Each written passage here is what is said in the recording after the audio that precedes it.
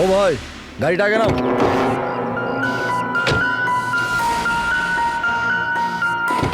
বললাম না গাড়িটা আগে নিতে, আগে নাও। আরে ভাই কি করে আগে নিয়ে যাবো, গাড়ি খারাপ হয়ে গেছে তো। প্রবলেম দেখিও না, আগে গাড়ি ধাক্কা মারো, আগে নাও।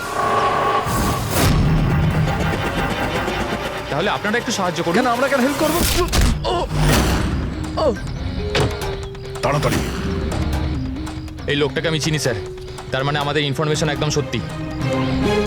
তার মানে ওই রুট নামের কম্পিউটার হ্যাকার এখানেই থাকে। আর ওই রুট নিশ্চয়ই কোনো ভয়ঙ্কর প্ল্যানিং করছে স্যার। যাই হয়ে যাক, ওকে জীবিত ধরতে হবে, এটা জানার জন্য যে ওর মিশনটা কি। আর এই মিশনে তোমাদের দুজন সাইবার কপকেও কাজে লাগবে। তুমি ইয়েস স্যার। এই বাইরে গেটে দাঁড়িয়ে থাকবে। Okay sir. নজর রাখবে। চলো।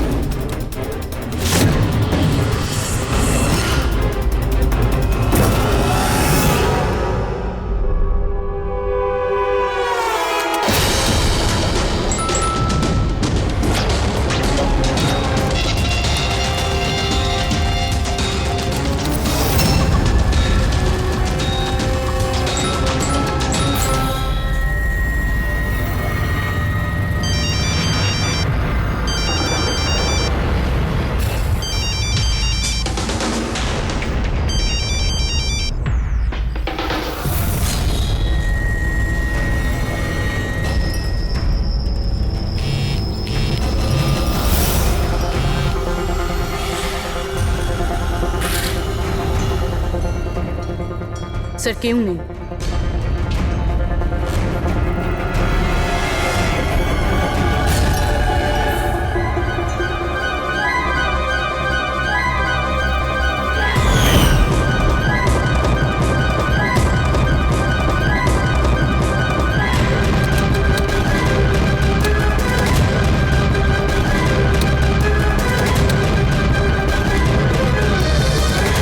হ্যাঁ ফ্রেডি।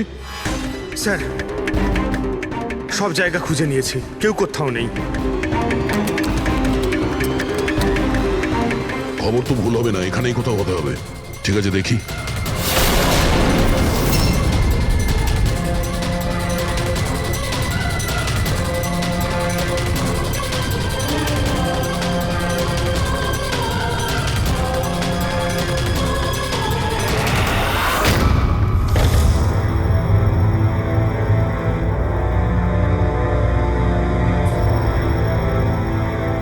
এখানে তো কেউ নেই।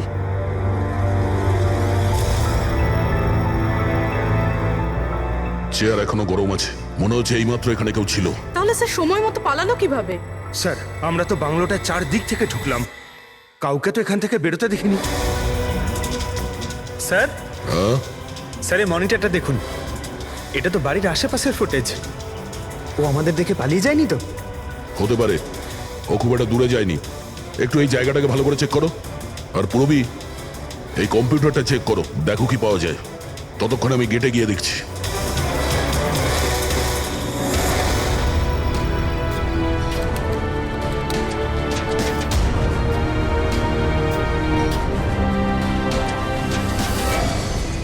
Mahesh, Mahesh, yes sir. এই রুট ভেতরে নেই, মনে হচ্ছে পালিয়ে গেছে। তুমি গেটেই ছিলে? স্যার আমি এখানেই দাঁড়িয়েছিলাম, আমি কাউকে পালাতে দেখিনি স্যার। এখান থেকে কেউ যায়নি? না স্যার। মেন গেট থেকে তো কেউ বাইরে যায়নি। বুঝতেই পারছি না এই রুট কোথা দিয়ে চলে গেল। স্যার বাইরে পিছনের দিক দিয়ে একটা গেট আছে, মনে হয় ওখান থেকেই পালিয়েছে। স্যার স্যার ওই কম্পিউটারটা পাসওয়ার্ড প্রোটেক্টেড, ব্যুরো নিয়ে যেতে হবে। স্যার এই রুট নিশ্চয়ই মারাত্মক মিশনটা শেষ করবার চেষ্টা করছে। এই রুটকে যে কোনো ভাবেই খুব তাড়াতাড়ি খুঁজতে হবে। 1 মিনিট। পুরো ঘরে কোথাও কার্পেট নেই, আর এখানে কার্পেট রাখা আছে, তার উপরে এই টুল। একটু সরাও এটাকে। স্যার স্যার এখানে তো একটা গুপ্ত দরজা। ফ্রেডি, তুমি এখানেই থাকো এদের সাথে, আমরা ভেতরে দেখছি।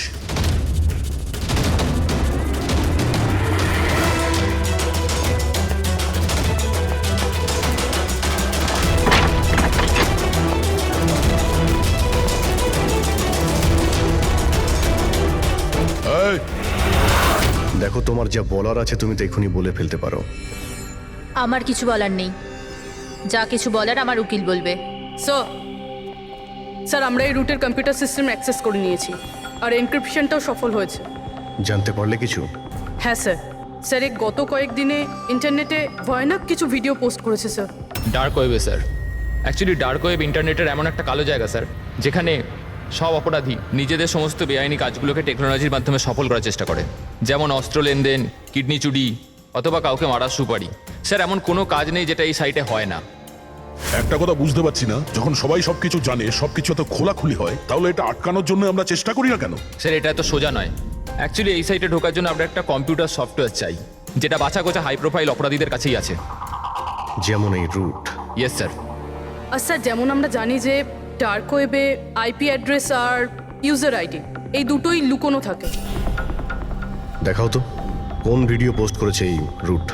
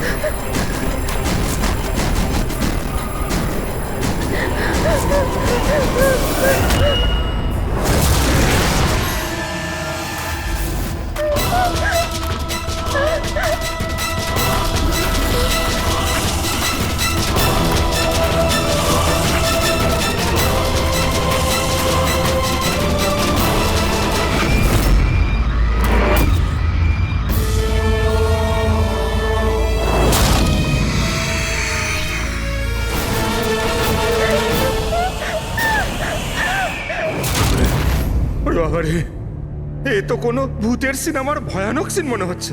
এই সিনটা কেন দিতে গেল ডার্ক ওয়েবে? স্যার এটা কোনো সিনেমা সিন নয়, এটা আসলেই হয়েছে।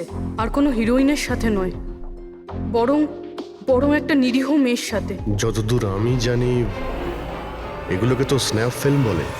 হ্যাঁ স্যার, এই ভিডিওর অনেক বড় ইন্ডাস্ট্রি আছে। এ মেয়েটাকে, আমি জানি না। এর মৃত্যুর জন্য তুমিই দায়ী। না না স্যার, আমি কারোর মৃত্যুর জন্য দায়ী নয়।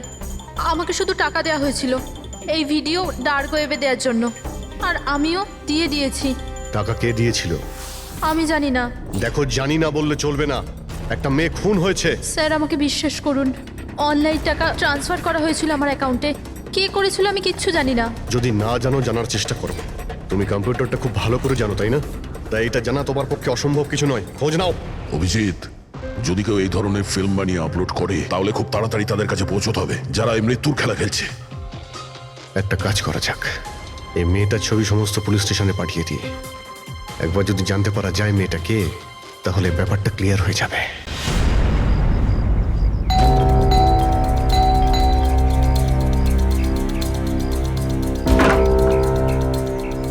আগে বলুন কাকে চাইছেন আপনারা? এটা রিয়ার বাড়ি না? হ্যাঁ, আমি ওর বাবা। আসুন। আসলে আমরা সিআইডি থেকে আসছি। আপনার জন্য একটা বাজে খবর আছে। আপনার মেয়ে রিয়া আর এই পৃথিবীতে নেই। হ্যাঁ জানি, কিন্তু ওর মৃত্যুর 10 দিন পরে আপনারা কেন বলতে এসছেন এসব? আপনি জানেন যে আপনার মেয়ে রিয়া মারা গেছে? আপনি গাড়ি অ্যাক্সিডেন্টের ইনভেস্টিগেশনের জন্য এসছেন তো? তাহলে আপনারা এটাও নিশ্চয়ই জানবেন যে রিয়ার ফিউনারেল হয়ে গেছে। এক মিনিট, আপনি কোন কার অ্যাক্সিডেন্টের কথা বলছেন?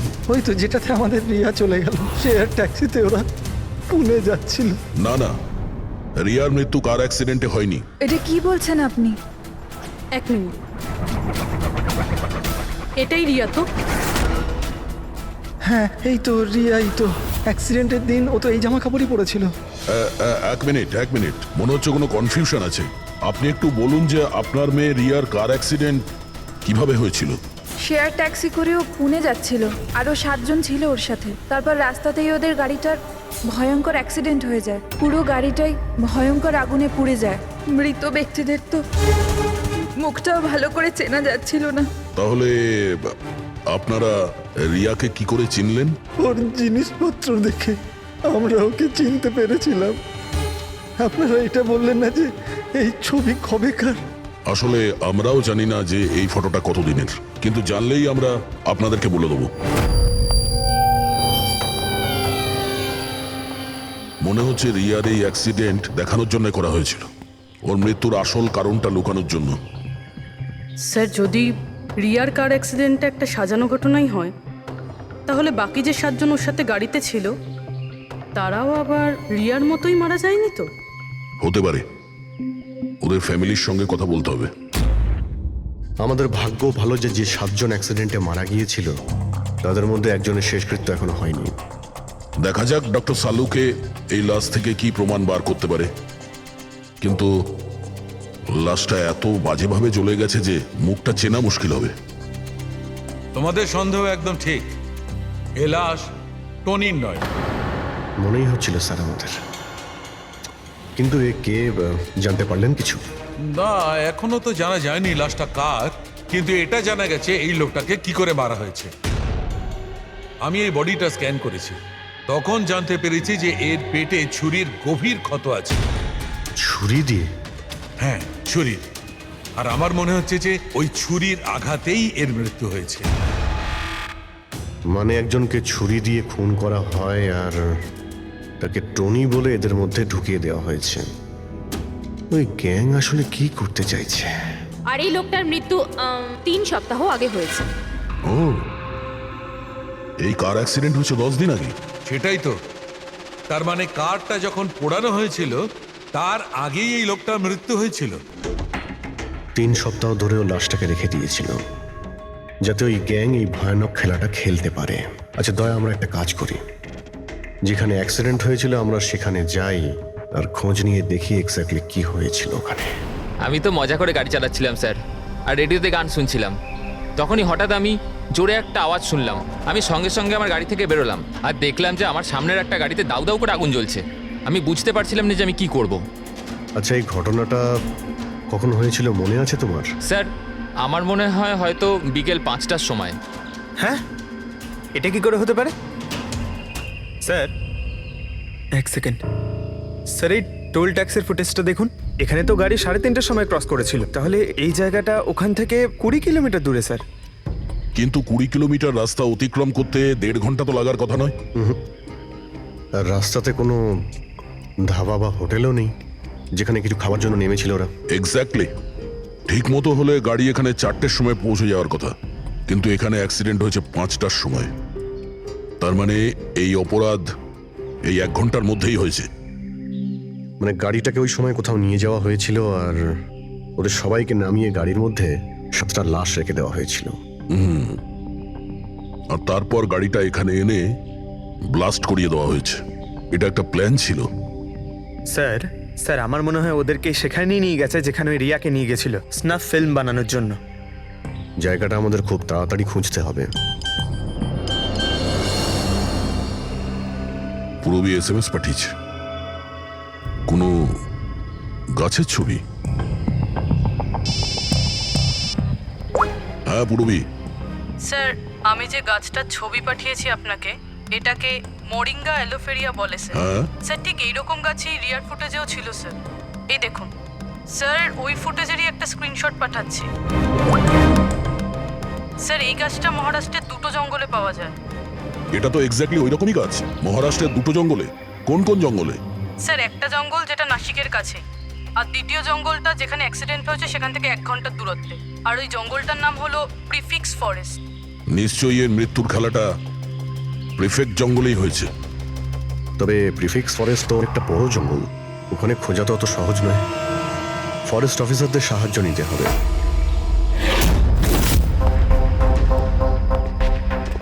এই জঙ্গলে এই সমস্ত হচ্ছে, বিশ্বাসই হচ্ছে না। আপনাদের ইনফরমেশন কি একেবারে সত্যি অফিসার? দেখুন, আমরা শিওর না হলে তো এখানে আসতামই না, তাই না? আচ্ছা, আপনি বলুন যে কয়েকদিনের মধ্যে এরকম কোনো ঘটনা আপনারা দেখেছিলেন বা শুনেছিলেন? জঙ্গলের মধ্যে কিছু হয়েছিল? একদম নয়। আর এরকম কিছু হলে আমাদের নিশ্চয়ই চোখে পড়তো সেগুলো। ঠিক আছে, কোনো ব্যাপার না। যাই হোক, নিজেদের নিশ্চিন্ত হওয়ার জন্য আমরা একবার জঙ্গলে যাব। স্যার এমনিতে স্যার আপনারা কি পুরো জঙ্গলটা দেখতে চাইবেন? কারণ অনেক বড় এই জঙ্গলটা, এতে অনেকটা সময় লাগতে পারে। না না, আমরা পুরো জঙ্গলটা দেখতে চাই না। আমাদের জঙ্গলে সেই জায়গাতে নিয়ে চলুন যেখানে কেউ যাতায়াত করে না, কারণ প্রায় এই ধরনের জায়গাতেই অপরাধীরা অপরাধ করে। Okay officer. বিনোদ, মেঘনা, এনাদেরকে ওই জঙ্গলের ওই অংশগুলো দেখানোর দায়িত্ব তোমাদের, ঠিক আছে? হ্যাঁ sir. Yes sir. Sir 1 second. Sir এটা দেখুন, এটা হচ্ছে জঙ্গলের সবচেয়ে ঘন এবং নিস্তব্ধ জায়গা। আমার মনে হয় আমাদের এখান থেকেই শুরু করা দরকার। ঠিক আছে, দেখি।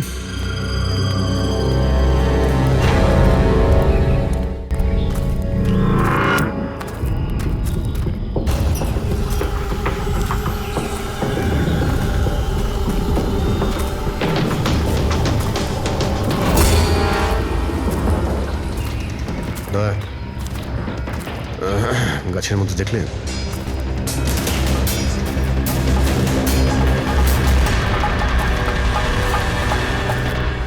ছোট্ট ক্যামেরা। মানে আমরা সঠিক জায়গাতে এসেছি। এটাই সেই জায়গা যেখানে এই ফিল্ম বানানো হচ্ছে। ক্যামেরা উপরেও আছে, ওইদিকে প্যান করা আছে।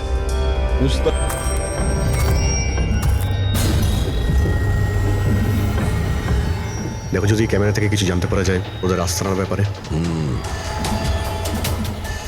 না অভিজিৎ, এ তো হাই অ্যান্ড ওয়্যারলেস ক্যামেরা। এর থেকে জানা মুশকিল যে এর মধ্যে যে স্টোরড ফুটেজ আছে সেটা ব্রডকাস্ট কোথা থেকে হচ্ছে। আর এই জঙ্গলে জানি না আর কত ক্যামেরা আছে। দেখা যাক, এরপর কোনো ক্যামেরা পেলে হয়তো সেটা থেকে জানতে পারবো।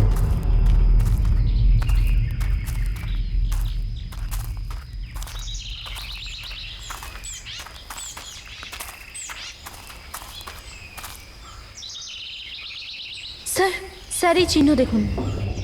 আমার মনে হচ্ছে আমাদের আগে এখানে কেউ এসেছিল। তার মানে আমরা সঠিক পথেই যাচ্ছি।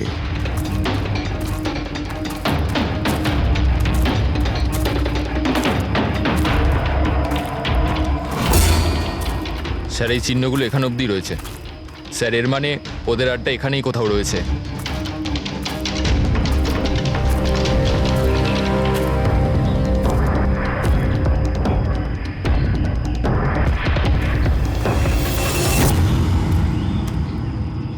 স্যার, স্যার তাড়াতাড়ি আসুন। এক মিনিট স্যার,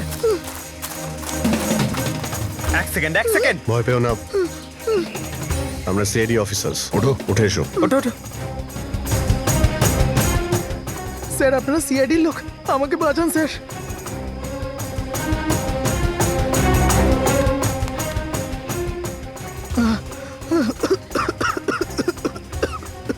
তুমি এখানে এলে কি করে? স্যার আমি জঙ্গল থেকে বেরোনোর রাস্তা পাচ্ছি না। স্যার ওই কুড়িটা এক এক করে সবাইকে মেরে দিয়েছে। তোমরা এখানে এলে কি করে? স্যার আমরা শেয়ার ট্যাক্সিতে উঠে পুনে যাচ্ছিলাম, আর আমাদের গাড়ি হঠাৎ করে পাংচার হয়ে গেল, গাড়ি থেমে গেল। রাস্তাতে আগে থেকে কেউ পেরেক আর কাঁচের টুকরো রেখে দিয়েছিল স্যার। তারপর কিছু লোক এলো যাদের মুখোশ দিয়ে ঢাকা ছিল। আমরা কিছু করে ওঠার আগেই ওরা আমাদের ঘুমের ইঞ্জেকশন দিয়ে দিল। আর যখন আমার জ্ঞান এলো তখন আমি এই ঘন জঙ্গলে ছিলাম স্যার। স্যার আমি জানি এই জঙ্গলে খিদে তৃষ্ণা নিয়ে কিভাবে ছিলাম। কখনো কাঠ খেয়েছি তো কখনো গাছের পাতা। যখনই কারোর চিৎকারের আওয়াজ পেতাম বুঝে যেতাম কেউ মারা গেছে। তার মানে এখানে সব জায়গাতেই ক্যামেরা লাগানো আছে। তোমার ভাগ্য ভালো যে তুমি ওদের হাত থেকে বেঁচে গেছো। স্যার এই কারণে ধরতে পারিনি যে ওরা আমার জামার বোতামে একটা ক্যামেরা লাগিয়ে দিয়েছিল, আর আমি ওই বোতামটা ভেঙে ফেলে দিয়েছিলাম। হয়তো সেই কারণেই আমাকে ওরা ধরতে পারেনি। তুমি বলতে পারবে যে বাকি লোকেদের মধ্যে কতজন জীবিত আছে এখন? জানি না স্যার, কিন্তু কাল রাতে যখন আমি গাছে বসেছিলাম তখন কারোর চিৎকারের আওয়াজ পেয়েছিলাম। জানি না ওকে আহত করেছে নাকি প্রাণে মেরে দিয়েছে। কোন দিক থেকে চিৎকারটা শুনতে পেয়েছিলে তোমার মনে আছে কিছু? আমি তো এদিকের গাছে, হয়তো ওদিক থেকে এসেছিল স্যার।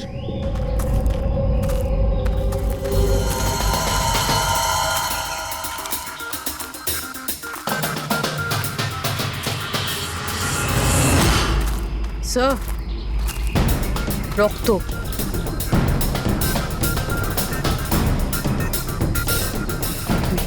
স্যার এখানেও আছে। মানে ওদের মধ্যে আহত কেউ এই দিকেই গিয়েছে। স্যার স্যার এই দেখুন, রক্তের কিছু দাগ এদিকে গেছে। এইদিকেও রক্তের চিহ্ন রয়েছে আর এইদিকেও রয়েছে, দুই দিকেই রয়েছে। দুদিকেই দেখতে হবে। পঙ্কজ, পূর্বী, তোমরা এই দিকটা যাও, আমরা এই দিকটা দেখছি। বিনোদ, তুমি ওদের সঙ্গে যাও। আর হ্যাঁ, প্রত্যেক আধ ঘন্টা অন্তর আপডেট দেবে। হ্যাঁ, আপনি আসুন।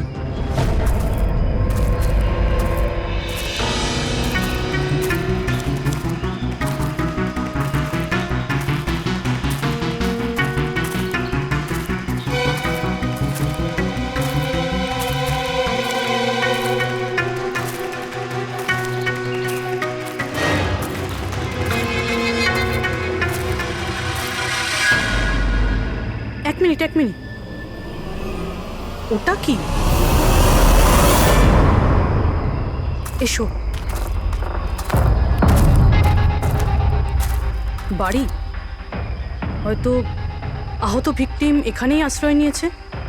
জঙ্গলের মাঝখানে বাড়ি, কিন্তু নকশার হিসাবে এখানে তো কোনো বাড়ি ছিল না। হতে পারে এই ধরনের ফিল্ম যারা বানায় তাদের এই ধরনের লোকেশনের প্রয়োজন হয়, যাতে কেউ ওদের ট্র্যাক না করতে হতে পারে। পারে ওই বাড়িতে যে আহত লোকটা রয়েছে ওই অপরাধী।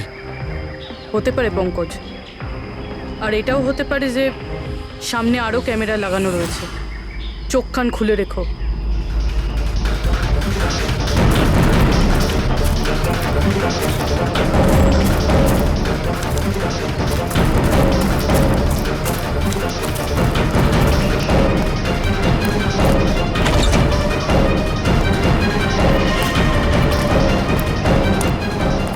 পঙ্কজ, টর্চ।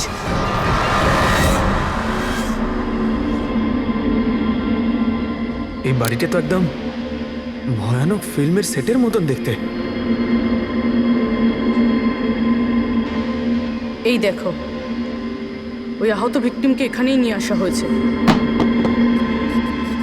ওই আওয়াজটা শুনলে? ভিতর থেকে আসছে।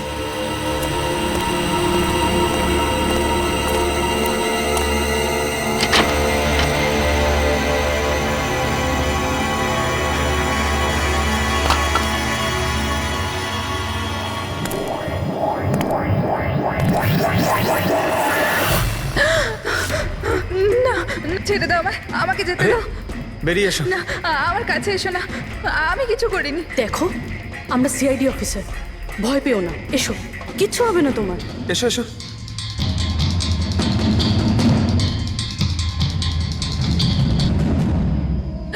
ও এখানেই আছে। ও এখানেই আছে। আরে পুরবি, এই লাইট কোথা থেকে আসছে? পঙ্কজ, পঙ্কজ, আমি কিছু দেখতে পাচ্ছি না। পঙ্কজ, আরে Pankaj sir, Purabi ma'am, Pankaj sir.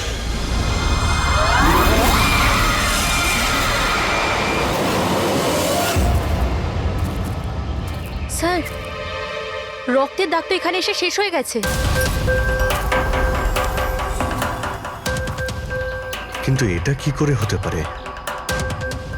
আহত যদি কেউ এই পর্যন্ত আসে তাহলে এখান থেকে হঠাৎ করে অদৃশ্য হয়ে গেল কি করে? হতে পারে ও অপরাধীর হাতে ধরা পড়ে গেছে এখানে এই পয়েন্টে পৌঁছানোর পর। হতে পারে। জানি না মোহিত ছাড়া আর কেউ এখানে বেঁচে আছে কিনা। 1 ঘন্টা হয়ে গেল, পুরবী আর পঙ্কজের এলো না, কোনো ফোন কল এলো না।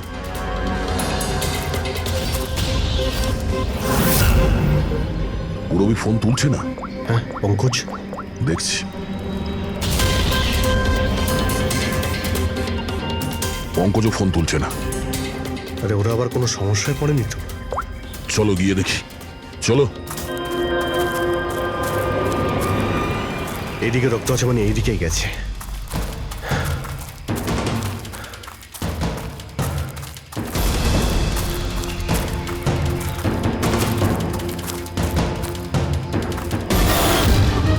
এই ঘরের ভেতর হতে পারে কেউ আছে, আমি ভেতরে গিয়ে দেখছি।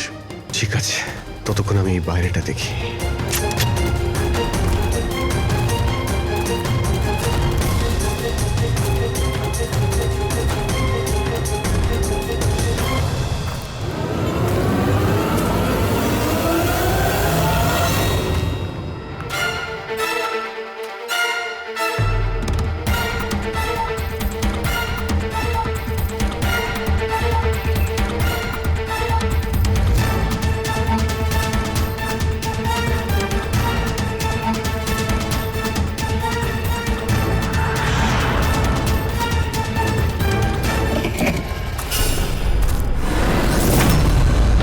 এ তো পঙ্কজের ব্যাগ।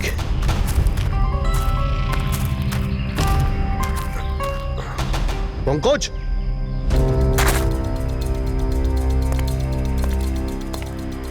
পঙ্কজ,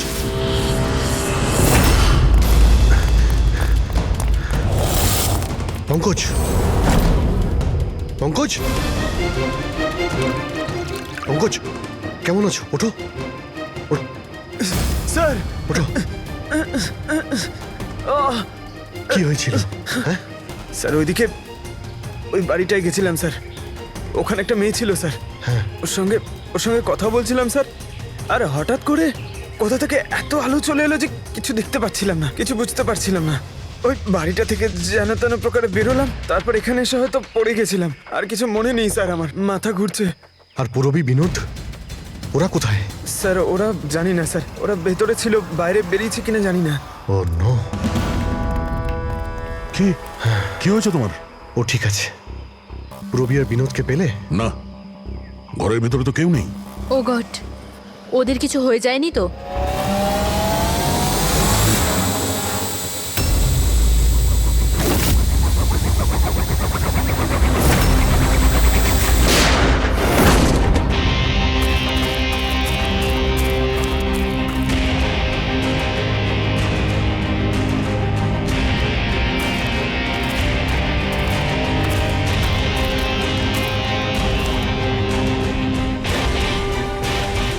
ব্যাপারটা তো খুব জটিল হয়ে যাচ্ছে। আমাদের ফিরে যেতে হবে, চলো। তার মানে দেখো দয়া, আমরা জানি না এখানে কতজন অপরাধী আছে, কতগুলো ক্যামেরা আছে এখানে, কতগুলো অস্ত্র আছে ওদের কাছে। তাছাড়া আমাদের উপরে নজরও রাখছে ওরা। তাই আপাতত কোনোভাবেই ওদের সঙ্গে আমরা পেরে উঠবো না। আর পুরবী, ওকে এখানে একলা ফেলে চলে যাবো আমরা? হ্যাঁ দেখো দয়া, পুরবীকে হয়তো ওরা কোথাও আটকে রেখেছে। পুরবীকে বাঁচাতে গেলে আমরা তো কেউই বাঁচবো না। অভিজিৎ, কি হয়ে গেছে তোমার? কিছু মনে আছে সিআইডিতে আমাদের প্রথমে কি শেখানো হয়েছিল? এটাই কি সবার আগে নিজের বন্ধুকে পেছনে ফেলে এসো না, যদি বেঁচে থাকে কিংবা মরে যায়। আরে দয়া, সবকিছু রুল বুক অনুযায়ী করা যায় না। আমাদের এটাও শেখানো হয়েছিল প্রেজেন্স অফ মাইন্ডের ব্যবহার করতে। তাই এইরকম পরিস্থিতিতে আমাদের তো আই এম সরি, তোমার এই চিন্তা ভাবনায় আমি এগ্রি করছি না। আই এম সরি, তুমি যদি যেতে চাও চলে যাও।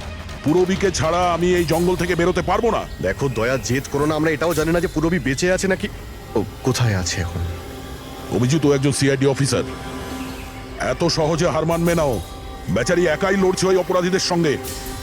আর এখন যখন আমাদের সব থেকে প্রয়োজন ওর, আমরা পেছন ঘুরিয়ে চলে যাব। প্রয়োজনীয় এটাই যে যারা ওদের হাতে এখনো ধরা পড়েনি তাদেরকে আমরা যেন বাঁচাতে পারি, ব্যাস। দেখো দয়া, তুমি পুরবীর কথা বাদ দাও আর এখন চলো আমার সঙ্গে। আমরা পরে আবার প্ল্যান করে এখানে ফিরে আসবো, এখন চলো। এর হলোটা কি? এই ধরনের বিহেভ করছে?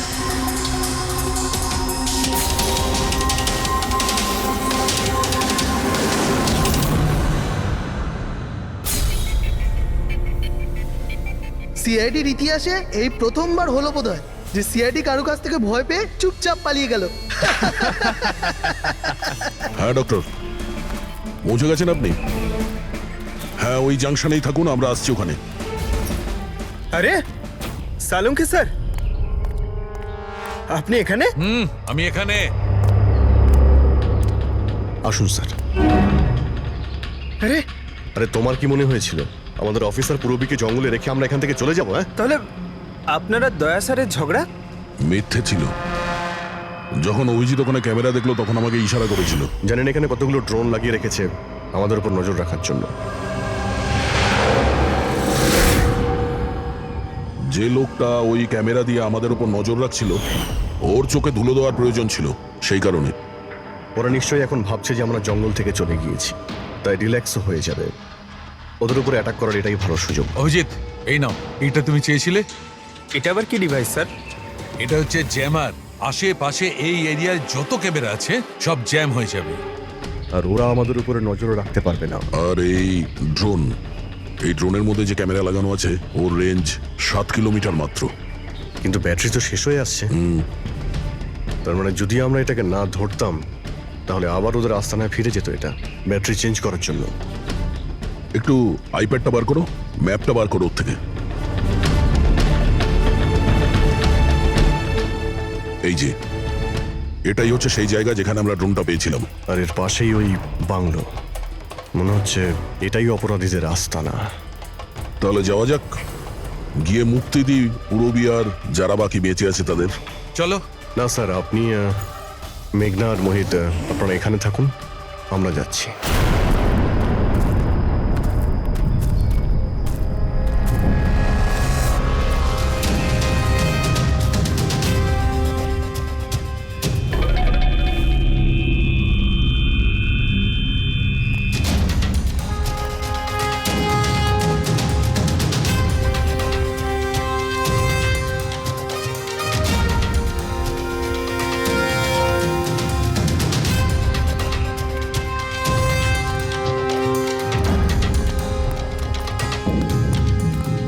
আরে ভাই, সিস্টেমটা বন্ধ হয়ে গেল কি করে?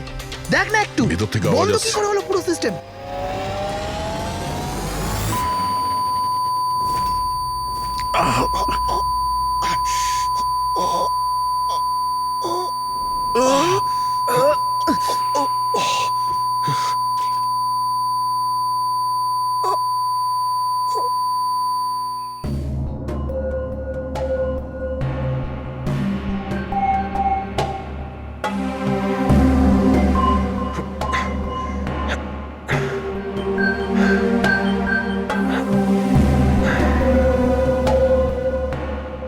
পঙ্কজ,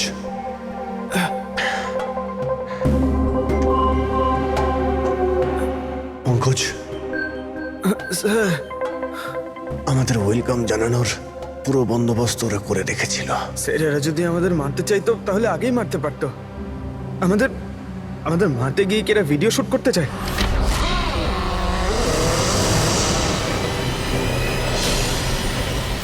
এই স্যার, দাঁড়াও। স্যার,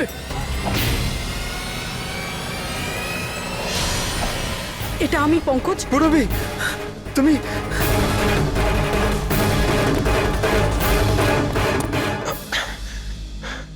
তুমি ঠিক আছো? হ্যাঁ স্যার। ওরা কোথায় আছে? স্যার ওদিকে।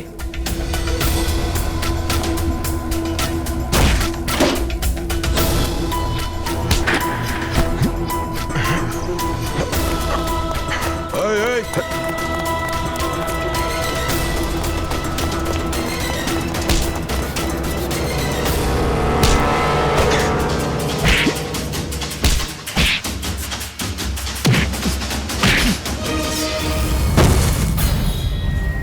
স্যার চল চল।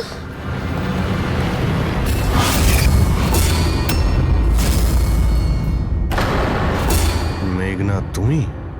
বাহ, আমরা তো ভাবছিলাম যে আমরা অপরাধীর চোখে ধুলো দিচ্ছি, কিন্তু কে জানতো যে আমরা অপরাধীকে সঙ্গে নিয়ে ঘুরছি। আপনারা এখানে কি করে? কে ছাড়িয়েছে আপনাদের? সিআইডিকে আটকে রাখা এত সহজ নয়।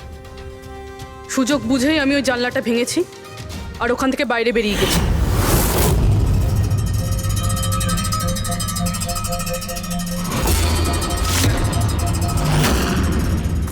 তারপর আমি তাদেরই পিছু নিলাম যাদেরকে তুমি পাঠিয়েছিলে আমাকে খোঁজার জন্য। তারপরে আমি ওই মুখোশ পরা লোকটাকে দেখলাম আর তারও পিছু নিলাম।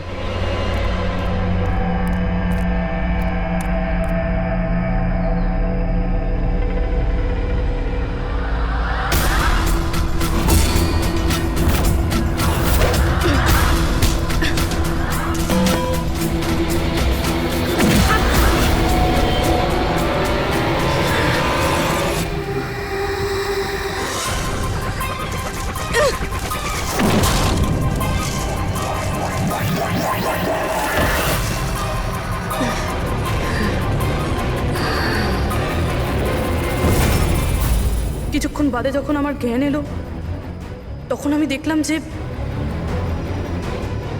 কিন্তু আমি বাকি অফিসারদের কাছে পৌঁছানোর আগেই তোমার এই সনিক বুমের আওয়াজে ওনারা সবাই অজ্ঞান হয়ে যান। ওটা তো আমার ভাগ্য ভালো ছিল যে আমি দূরে ছিলাম, তাই ওটার আওয়াজে কোনো প্রভাব পড়েনি। আর তারপরে আমি ভাবলাম যে ওই মুখোশটাকেই আমার অস্ত্র করলে কেমন হয়। যে নিষ্ঠুরতার সঙ্গে তুমি মানুষদের মেরেছো, তুমি তো নারী হওয়ার যোগ্যই না। এখন এটা বলো যে তুমি এগুলো কেন করেছো? এই সব কিছু আমি টাকার জন্য করেছিলাম। যত টাকা আমি এই কাজের জন্য পেয়েছিলাম না, অত টাকা তো আমি আমার জবে 5 বছরেও পাইনি। আর এমনি তো কি যায় আসে, রোজ এত লোক মরে আরো 2-4 জন মরে গেলে কি হবে? তুমি হয়তো জানো না যে তুমি কতটা অসুস্থ। বাকিরা কোথায় যারা তোমার সঙ্গে ছিল? আমি কারুর কোনো ক্ষতি করিনি স্যার, এতটাও বাজে নই আমি। আর এমনিতেও আমি কোনো খুন নিজের হাতে করিনি। আমাকে তো একজন মহিলা কোটিপতি হওয়ার অফার দিয়েছিল আর আমি সেটা অ্যাকসেপ্ট করেছি। কোন মহিলা? খুব খুব অদ্ভুত নাম ছিল ওর।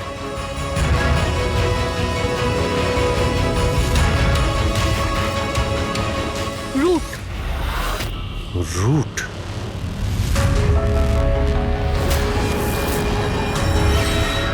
তাহলে রুটই হলো এই সব কিছুর মাস্টারমাইন্ড। এখন ও এগুলো কেন করেছে ওর জবাব তো ওই দেবে। আর তোমার কথা বলতে গেলে আইন তোমাকে কঠিন থেকে কঠিনতম সাজা দেবে।